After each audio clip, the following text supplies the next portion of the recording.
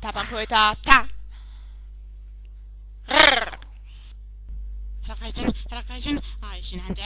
Olemme tutkimusmatkalla. Itse asiassa se on Clay. Kuuletko tuon? Kuulosti leppäkertulta. Ja leppäkertothan tunnetusti pitävät metsämäisyydestä. Isä! Mä pääsen läpi! Meidän kiinni bambuun! Hui! Ha! Isi, kato! Mä pääsin läpi! Jane, mä kuulen leppäkertot.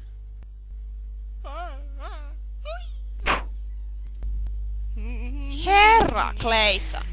Kai ymmärrät, että mansikkaletut eivät ole mansikkalettuja ilman mansikkahilloa. Itse asiassa pikkuneiti Banaanin varjo nimi on Clay. Niin pysy edes tarvitaan metsämansikoiden metsästyksessä, ja kun Isi sanoi. Minä suuri suuni, mutta katso Jane, tällaiset leppäkertun. Metsämaiset lähestyvät. Nanna. Kuten olin sanomassa, odotettava piisu. Isi, kato! Ja kato! Metsämansikoita! Ja valtavia! Näin isoja aaltoja. Oi, ku kiva. Mut miten noi kertuut vois syödä noi mansikat, kun ne on niin isoja? Sitä mä vaan. Tyhmää, no lepiksi! Löytyy!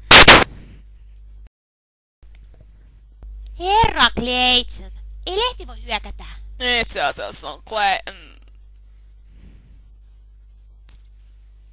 Se on kattoikkuna. Oikein luovaa poikaseni. Ja nyt hymyä huuleen ja mansikan keruuseen.